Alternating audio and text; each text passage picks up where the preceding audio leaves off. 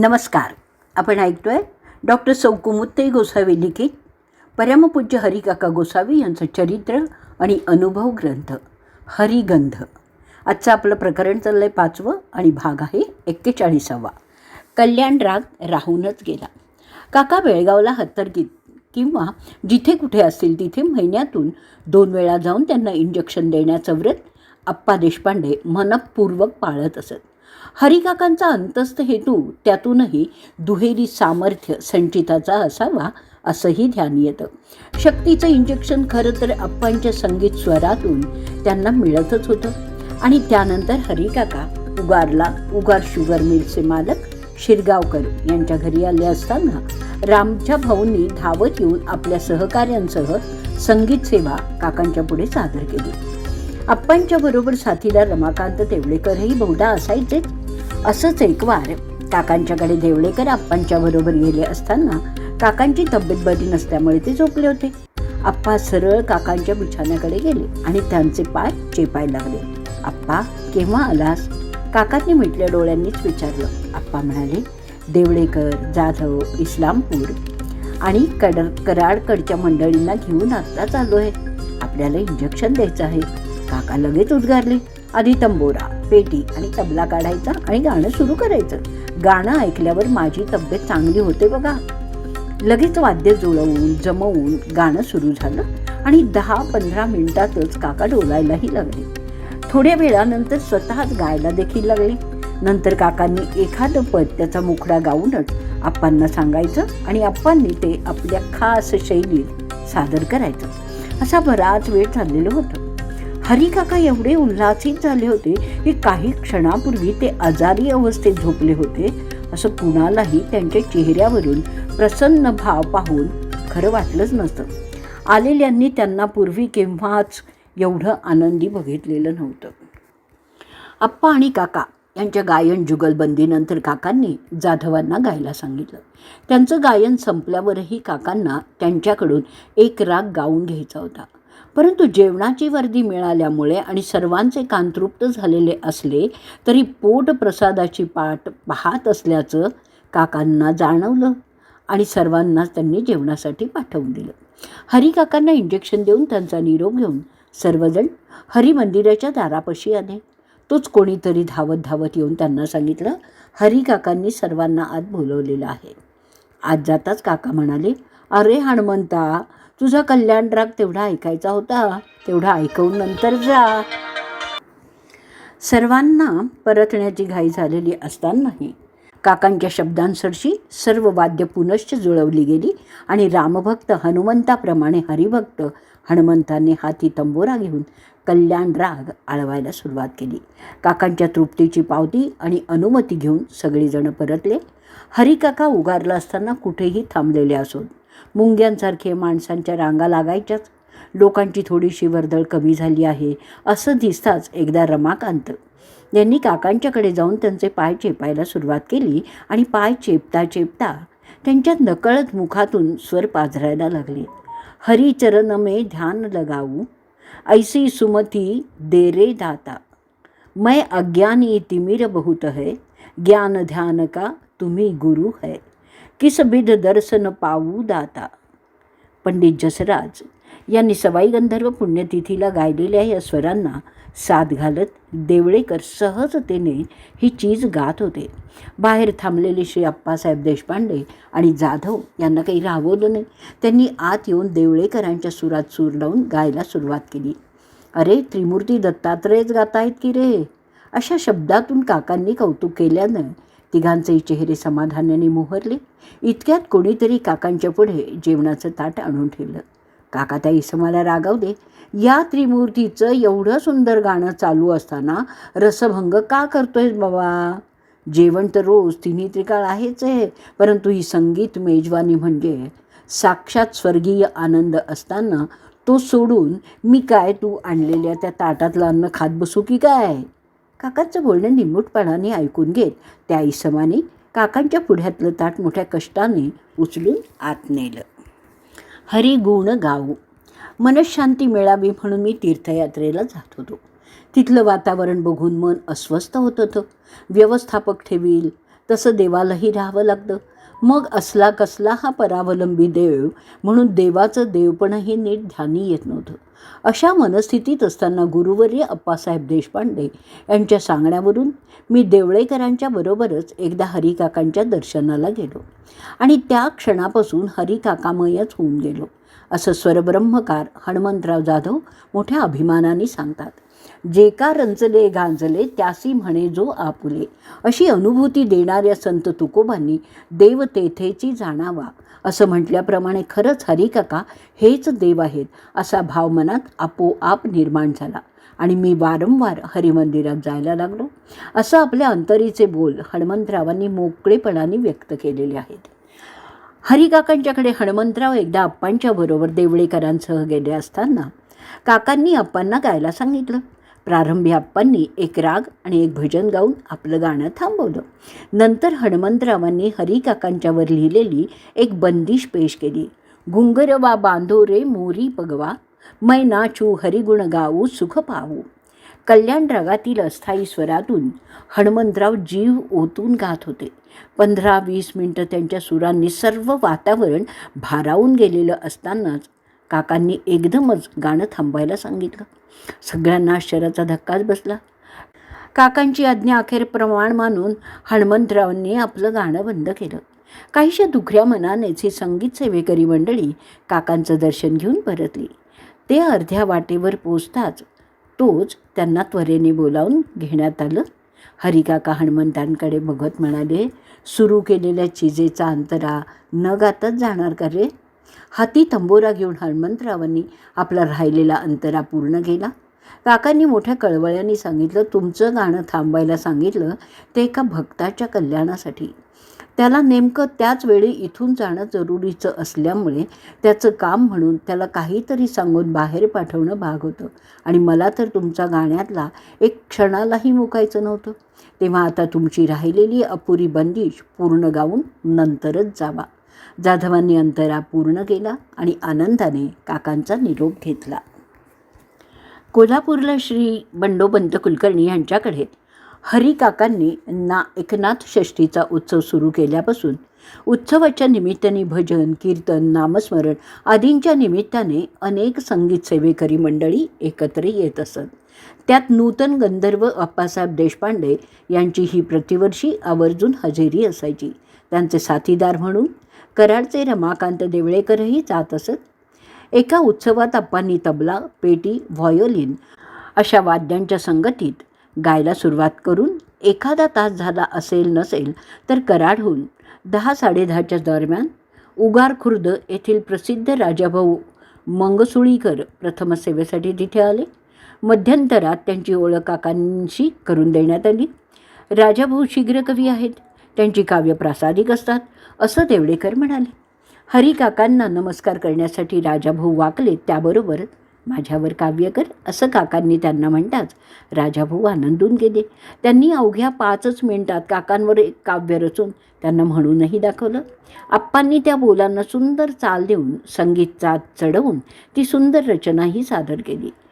राजाभाऊंनी आणखीन एक रचना करून काकांना स्वतः चाल लावून ती गाऊनही दाखवली. वास्तविक ते काही पट्टीचे गायक नसतानाही एखाद्या विख्यात गायकाने गावं तसं मुक्त मनाने गाऊन त्यांनी आपल्या नवरचनेनं वातावरण भारून टाकलं. हरिकाका राजाभाऊंच्या गायनावर अतिशय खुश होऊन उद्गारले, हा मुलगा म्हणजे आधुनिक ज्ञानेश्वर आहे. मात्र यांचं काव्य, यांची गाणी, भक्तिगीत यांच्या हयातीत नव्हे तर त्यांच्या पश्चात लोक डोक्यावर घेऊन नाचतील आणि प्रसिद्धी पावतील. अरे पण हा आत्ता उपाशी आहे असं काकांनी माथेच्या कळवळ्यांनी त्यांना सांगितलं. खरंच आपण कराडहून निघताना काकांच्या ओढीने अन्नाचा एक कणही पोटात घातलेला नाही आहे याची आठवण करून काकांनी देताच राजाभाऊंचे डोळे पाणावले. काकांच्याकडे येताना सोबत चुरमुरे आणले होते. तो प्रसाद म्हणून त्यांनी हरिकाकांच्या हाती दिला. त्यातील थोडेसे तोंडात टाकून काकांनी स्वतःच्या हाताने राजाभाऊंना चुरमुऱ्याचा प्रसाद भरवला. इथे बसलेल्या लोकांना मोठमोठ प्रसाद देऊन उरलेलं तू सर्व खाऊन टाक असं सांगताच राजाभाऊंनी तिथे असलेल्या अंदाजे 70-75 लोकांना मूठभर चुरमुरे वाटले. तरीही पिशवीतील चुरमुरे अजिबात कमी झालेले नव्हते. ते उरलेले चुरमुरे राजाभाऊंनी काकांच्या पुढे करतात. अरे तू उपाशी आहेस, सर्व प्रसाद खाऊन टाक बघू, म्हणजे पोट तरी भरेल, असं काकांनी पुन्हा पुन्हा बजावलं. राजाभाऊंनी चुरमुरे संपताच तृप्तीची ढेकर दिली. स्वरानंद नादब्रह्म कितीही श्रेष्ठ असू देत, कलावंतांच्या पोटाची भूक ही ध्यान घ्यायलाच हवी, याची या प्रसंगाने काकांनी जाणीवही करून दिली. व्हायोलिन आणल्याशिवाय येऊ नकोस. संगीत हा परमेश्वराजवळ जाण्याचा एक मार्ग आहे, एक अनुभव असतो. शास्त्रीय संगीतातून एक मानसिक जडणघडण होते, स्वतःची शैली गवसते, अध्यात्मालाही संगीत सौंदर्य दृष्टी देऊन जाते. आनंद आणि सौंदर्य यांचीही फारकत संगीताला अभिप्रेत नाही आहे. संगीताचं वैशिष्ट्यच असं आहे की सप्तसंगीत स्वरातील सा हा पहिला स्वर, षड्ज याची उत्पत्ती आणि लय स्वरूपातच आहे, असं हरिकाकांना आपल्या व्हायोलिन वादनाने अतिशय प्रसन्न ठेवणारे D.N. तथा अण्णा तथा जोशी यांना वाटतं. तुझं हे व्हायोलिन आणल्याशिवाय माझ्याकडे येत जाऊ नकोस, अशी सक्त ताकीदच अण्णांना हरिकाकांनी देऊन ठेवलेली होती. अण्णांनीही अंतःकरणपूर्वक आपली कला सद्गुरू हरिकाकांच्या समाधी काळापर्यंत सेवाभावाने रुजू केली. हरिकाका हत्तरगीच्या हरिमंदिरात असोत किंवा पैठणच्या नाथमंदिरात असोत, अण्णाही व्हायोलिन घेऊन तिथे हजर असत. त्यामुळे त्यांच्या व्हायोलिन वादनाने त्या नादब्रह्माचा आस्वाद जसा काकांना लाभला, तसाच त्यांच्याबरोबर राहून त्यांच्या सत्संगाचा अमृत ठेवा अण्णांनाही मिळाला चिरंतन रूपाने. व्यक्ती जेव्हा अंतर्मुख बनते, चिंतनशील बनते, तेव्हाच या नादस्वरूपाची जाणीव तिला होते. आपल्या श्रवणेंद्रियांनी ते ऐकावं, ग्रहण करावं असं तिला वाटतं, तेव्हाच ती आहत स्वरूप धारण करते आणि इतरांनाही ऐकता येतं. तिलाही एक रूप प्राप्त होतं, ते अनुभवता येतं. कलाकृती नवीन नवीन रूप धारण करते आणि ती मूल स्वरूपी असलेल्या जाणीवेच्या अनुभवाचीच विविध प्रकट रूपच असतात. मूल स्वरूपाच्या जाणीवेतून ती नवनव्या आविष्कारांनी प्रकट होत असतात. अनाहतनाद हा सूक्ष्म तर आहतनाद हा स्थूल रूप असतो. मूल रूपात तो केवळ आनंद स्वरूप असतो किंवा केवळ सौंदर्य रूप असतो. कलाकृतीला आस्वादकाच्या अनुभवाची पातळी लाभते. अंतर्गत जाणीवेला धुमारे फुटतात, ती अधिक समृद्ध, अधिक संपन्न होते आणि अर्थपूर्ण बनते. भक्ती आणि श्रद्धा हे एक प्रकारचं उत्कट रसायनच आहे. ते दिव्य शक्ती साठवलेली असते. प्राचीन प्रणव साधना, नामस्मरण, भजन, कीर्तन आदी सारी नाद ब्रह्माची साधना आहे. ती व्यक्तिगत आणि समूह रूपानेही करता येते. आत्मरूपाशी संवाद साधणारी, भवताप विसरायला लावणारी ती एक दिव्य शक्ती आहे. सान्निध्य आणि अनुसंधान यातूनच ती अनुभवता येते. प्रयत्नाने, श्रद्धेने, गुरुकृपेने ती साध्य करता येते. या नादयोगाने अंतःकरण शुद्धी होते. आपली दृष्टी व्यापक आणि सूक्ष्म बनते आणि शेवटी आपणच नादमय होऊन जातो, असा हरिकाकांच्या कृपेनेच अनुभव आल्याचं अण्णा म्हणतात. श्रद्धा, आत्मविश्वास, प्रयत्न आणि भक्तिप्रेम या हरिकाकांच्या चतुसूत्रीचा वेध घेत अण्णांनी नादयोगासंबंधी एक शोध प्रयोग प्रकल्प हाती घेतला. त्यावर त्यांचे आजही संशोधन प्रयोग चालू आहेत. आजच्या धकाधकीच्या व्यस्त जीवनात अनेक शारीरिक, मानसिक आजारांवर ही एक उपचार पद्धती म्हणून त्यांनी या नादयोगाचा यशस्वी उपयोग करून घेतला आहे. भगवंत स्मरणालाही जर नादब्रह्माची जोड दिली गेली तर त्याचा एक आगळाच अनुकूल परिणाम झाल्याचा अण्णांना अनुभव आलेला आहे. हरिकाकांनीच आपलं संगीत जिवंत ठेवलं, अशीच अण्णांची गाढ श्रद्धा आहे. नादयोग. नाद हा संगीताशी संबंधित, तर योग प्रत्यक्ष प्रयोग पद्धतीशी, त्यातील कलात्मक कौशल्याशी निगडीत असल्यामुळे त्याला काहीशी वैज्ञानिक बैठक देखील आहे. ध्वनिशास्त्राचा नाद योगात वापर होतो. संगीतकारालाही नादाचा वेध घेण्याचा नाद लावून जातो. एक दिवस अतिशय प्रसन्न चित्ताने हरिकाकांनी अण्णा जोशी यांना सांगितलं, घे, तुला हवं ते मागून घे. काका, माझ्या हातून नेहमीच काहीतरी चांगलं कार्य घडावं. अण्णांनी इच्छा व्यक्त केली. अजून अवकाश आहे, असं काका त्यावेळी म्हणाले. तसंच पुढंही घडलं. काही दिवसांनी अण्णांनी नादयोग संशोधन प्रकल्पाचं कार्य सुरू केलं. तेव्हा काकांनी त्यांना पुरुष सुक्ताची संथा दिली. माझं नाव घे आणि अभ्यास चालू ठेव असा आशीर्वादही दिला. प्रणव साधनेने मानसिक तणाव कमी होऊन माणसाला मानसिक शारीरिक संतुलन प्राप्त होऊ शकतं. अण्णांनी हरिकाकांना साथ घातली आणि नादयोग साधनेला सुरुवात केली. प्रथम ओम नमो देवई हा मंत्र घेतला आणि नादयोग साधना चालू ठेवली. त्या साधनेला गायत्री ध्यान श्लोक स्वरयुक्त आघात देऊन गाऊन जोडही दिली आणि मनःशांतीचा लाभ झाला. आपणच आपल्या सुखदुःखाला कारणीभूत असतो, तेव्हा आपणच आपला आधार स्वरसज्ज शोधायला हवा आणि तो प्रणव साधनेत उपयोगात आणताना प्रथम श्वसन सहज होईल अशी स्थिती प्राप्त आल्यावर ओमचा उच्चार हळूहळू आवाजात सुरू करता येतो. ओम नमः शिवाय या मंत्रातील ओ अ ई आ अक्षरं आहेत. त्याचा विशुद्ध मणिपूर या चक्रांवर परिणाम होतो. असा कोणताही मंत्र पठणाआधी तो मंत्र एका कागदावर लिहून देवाला उदबत्ती लावून सुगंधी वातावरणात पूजावा आणि मग स्वच्छ धूत वस्त्रांसह विशुद्ध मनाने जपावा. प्रत्येकाला काही ना काही अनुभव हा येतच असतो. त्यातूनच मंत्रोच्चाराने निर्माण होणारा शक्तिप्रवाह साधकाच्या मनाला, अंतःकरणाला आणि बुद्धीला सन्मार्गाकडे प्रेरित करतो. मनामध्ये एक प्रकारचं चुंबकत्व निर्माण होतं. माणसाच्या वागण्यात, त्याच्या विचार करण्याच्या पद्धतीत योग्य बदल घडून येतो.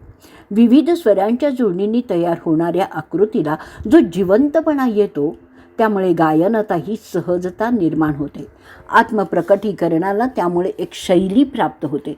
संतुलित व्यक्तिमत्व लाभतं आणि प्रत्येक व्यक्ती आणि तिच्या ठिकाणी असणारी नादमयता शोधूनच त्या आधारे स्वच्छ, निरोगी शारीरिक आणि मानसिक स्वास्थ्य देता येईल आणि त्यासाठी ध्वनिशास्त्र उपयोगी पडतं. संगीतातील बंदिश म्हणजेच रागाचं सगुण रूप. रागालाप, बोल आलाप म्हणजे त्या त्या सगुण रूपाचं वर्णनच आहे. तसंच राग विस्ताराचे विविध अंग म्हणजे कृष्णाने भगवद्गीतेत अर्जुनाला दाखवलेलं विश्वरूप दर्शनच आहे.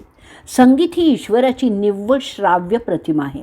तिचा खरा आनंद प्रत्यक्ष अनुभवातूनच घ्यायला लागतो. आस्वादन ही देखील साधनाच आहे. हरिकाकांनी आयुष्यभर ही आस्वादन साधनाही चालू ठेवली आणि आपल्या भक्तांच्याकडून ती घडावी म्हणून त्यांना विविध पर्यायाने प्रेरितही केली. संगीतातील मंत्रप्रयोगाचं सामर्थ्य ध्यानी आणून दिलं.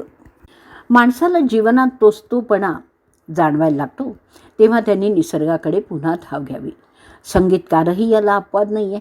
निसर्गातून त्याला नवीन नवीन प्रेरणा मिळतात. त्याला आपल्या कलेला नवचैतन्य रूप देता येतं. अण्णांनी एकदा व्हायोलिन सरावासाठी तोडी राग घेतलेला होता. तोडी रागातील स्वरांच्या वेगवेगळ्या आकृती, कधी संथ, कधी कधी द्रुत मात्रांच्या हिशोबात, तर कधी मुक्त, त्या तोडी रागातही नाम होतंच. त्या साधनेने आनंदवर्धक, शांतचित्त अशी आपोआप अवस्था येते, असा अनुभव येतो. हे अण्णांनी हरिकाकांच्या सान्निध्यातही अनुभवलेलं होतं. खरं तर संगीत साधनेहून गुरु साधना कठीणच असते. हरिकाकांनीही अण्णांच्या अनेक परीक्षा घेतलेल्या आहेत. कधी काफी कानड्यातील मेरा पिया रसिया अशी चीज हळूहळू उलगडून दाखवायला लावली, तर कधी श्री समर्थ रामदासांची करुणाष्टकही सुरात म्हणवून घेतली. 3-4 स्वरांच्या मर्यादेत रचलेली लोकगीतं तर राग संगीताच्या पायवाटाच आहेत. भटकणाऱ्या कलासक्त हृदयात हरिकृपेने त्या अनुभवल्याही असतील. अनेक नवरचनाही बांधल्या असतील असं अण्णांना वाटतंय. नादाकृतीशी केवळ तिच्या श्रवण, उच्चारण यांनी तदाकार न होता स्वतःच आपण ती बनणं ही एकरूपता हवी. हा संस्कारही हरिकाकांनी केला आहे. ते म्हणायचे, आपलं शरीर मन जेव्हा सज्ज असतं तेव्हाच आपल्या स्पंदनाशी संवाद साधणारे स्पंदन प्रकार, त्याला दिले जाणारे अर्थ, प्रतिमा याद्वारा सूचन होत असतं. त्यातून आपल्याला अगदी अस्पष्ट का होईना भविष्याचा कानोसा घेता येतो. त्यात गूढ आणि दैवी काहीही नसतं. बंदिश म्हणजे रागरचनेचा रचना विस्तारच आहे. आपल्या राग रचना ही रचनाचित्रच आहेत. राग संगीताचा विचार करताना परंपरा, संस्कृती आणि सामाजिकता यात त्यांचे संदर्भ शोधावे लागतात. विविध शैली या व्यक्ती प्रकृतीचा आविष्कार म्हणून पाहाव्या लागतात, याचाही अनुभव काकांनी दिलेला आहे. म्हणून तर त्यांनी अण्णांना पुरुष सूक्त शिकवताना त्यातून राष्ट्रकल्याणाची प्रार्थना करायला लावलेली आहे. संगीतातून भावभावनांचा अंतरी सुंदर गोफ विणला जातो. त्यातून एक निष्ठा दृढ होत जाते. त्याचं स्वरूप कल्याणात्मकही असतं. त्यातून सौंदर्य आणि आनंद अनुभवता येतो असंच काकांना वाटायचं. संगीत सतत गुणगुणत राहणं, विविध ताल स्वर सतत आठवत राहणं ही देखील नादसाधनाच असते. साधनेसाठी विविध देववृक्षांचाही उपयोग होतो. नादब्रह्माशी आपलं नातं कधीकधी आपोआपही जुळून जातं. विश्व व्यापणारं सारं नादब्रह्म अतीतापासून अस्तित्वापर्यंत, संकल्पापासून सिद्धीपर्यंत व्यापून टाकतं. योग्याप्रमाणे ध्यानस्थ बसून अखंड काळ रेषेवर धावणारा शब्द शब्द शब्द तो शब्द अनुभवताना विरून जातो. ही किमया जशी शब्द ब्रह्माची तशीच नादब्रह्माचीही आहे. याचा अनुभवही हरिकाकांनी भक्तांना अनेकवार दिलेला आहे. भारतीय संगीत म्हणजेच शब्द स्वर लय यांनी स्वतःशीच साधलेला संवाद आहे, अशी अनुभूतीही अण्णांसारख्या अनेक कलावंतांना दिलेली आहे.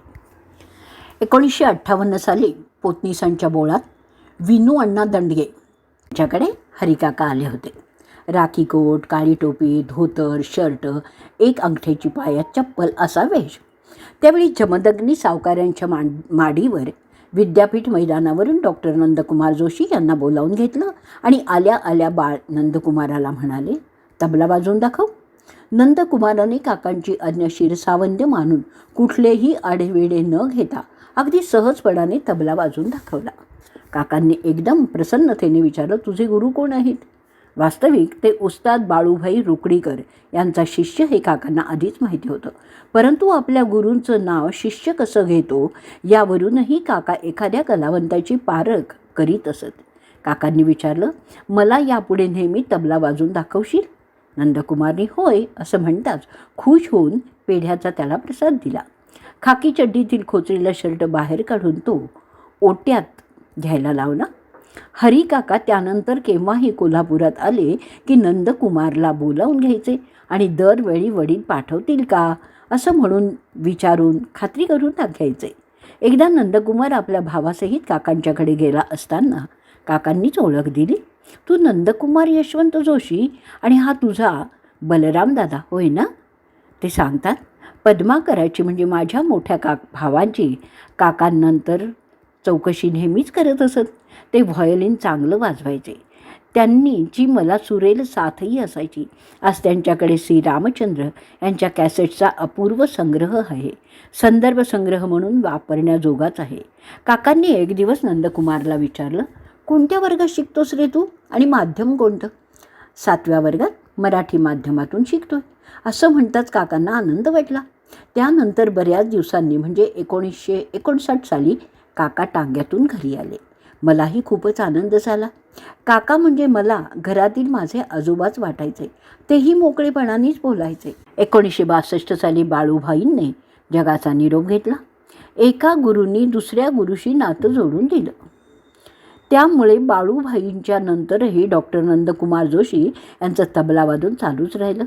1966 सालापासून डॉक्टर नंदकुमारींनी गोकुळ अष्टमीच्या उत्सवात हरिकाकांच्याकडे जाण्याचं जणू काही व्रत स्वीकारलं. हरिकाकांच्याकडे गेलं की मनमुराद गप्पा विनोद रंगत जायचे. डॉक्टर नंदकुमारही उत्सवात पडतील ती कामं आनंदाने करायचे. त्याच निष्ठेने आजही हे व्रत चालू आहे. अगदी प्रतिवर्षी उत्सवातील तबला वादनाच्या सेवेचं. विख्यात कीर्तनकार ह.भ.प. कागलकरबुवा, काणेबुवा, बेळगावचे प्रसिद्ध तबलापटू पंडित विजापुरे, नूतन गंधर्व यांच्यासह अनेक मान्यवरांनी रंगवलेल्या उत्सव कीर्तनात, संगीत मैफिलीत डॉक्टर नंदकुमारांची तबल्याची साथही अगदी उत्स्फूर्तपणे असायची. 16 ऑक्टोबर 1962 रोजी तबल्याची अखिल भारतीय पातळीवरील सुवर्णपदक स्पर्धा होती. तिच्यासाठी पुणे आकाशवाणीकडून डॉक्टर नंदकुमार जोशी यांची निवड झाली. हरिकाकांच्या अखंड कृपा प्रेरणेनेच माझा तबल्याचा व्यासंग चालू राहिलेला आहे असं डॉक्टर नंदकुमार मोठ्या अभिमानाने सांगतात. नाहीतर डॉक्टर एक न्यूरोसर्जन, व्यवसायाचा न आवरता येणारा विपुल व्याप, परदेशाच्या वाऱ्या, तरीही त्या नादब्रह्माची हरिकाकांनी दिलेली लय डॉक्टर नंदकुमारांनी जीवापाड जपून ठेवलेली आहे. डॉक्टरांच्या पत्नी डॉक्टर सौ राधिका जोशी यांचीही त्यांना संपूर्णपणे त्याच्यात साथ आहे. वडिलांचे आशीर्वाद आणि आईचं मोलाचं मार्गदर्शन, पाठीवरून फिरणारा मायेचा हातही आहे. असं भाग्य मला हरिकृपेनेच लाभलेलं आहे, अशी प्रांजळ कबुली देताना आजही डॉक्टरांचा चेहरा उजळून येतो. मूळच्या बुद्धिवादी पिंडात मनात फुललेला श्रद्धेचा मोगरा सुगंधून जातो. डॉक्टर नंदकुमार जोशी कुटुंबाने संगीत सेवेप्रमाणे हरिकुटुंब सेवेचंही असे धाराव्रत चालू ठेवलेलं आहे. मग हरिकाकांच्या पत्नी सौ लक्ष्मी काकू असू देत, काका असू देत, किंवा पूजनीय एकनाथ दादा वहिनी की अन्य कोणीही असू देत, डॉक्टर पती-पत्नी सेवेसाठी सतत सज्जच असतात. अखेरच्या काळात डॉक्टर जोशींच्याकडेच राहून हरिकाकांनी त्यांच्याकडून जी गुरुसेवा करून घेतली ती त्यांच्यावरील कृपेची पावतीच आहे. कुणालाही या भाग्याचा हेवा वाटावा अशीच आहे. नाददेवतेची अत्यंतिक तळमळ लागल्याशिवाय अस्सल नादानुभव येतच नाही असं म्हणतात. त्याची प्रचिती डॉक्टर नंदकुमारांनी आपल्या नादसेवेतून ताल सुरांची लय सांभाळत संतोषाने घ्यावी आणि आजही हरिकाकांच्या पावन स्मरणाने तबल्यावर ती सुरेल सेवा चालू राहावी, हे खरं तर फार मोठं भाग्यच आहे. आजचा भाग आपण इथे संपवणार आहोत. अवधूत चिंतन श्री गुरुदेव दत्त.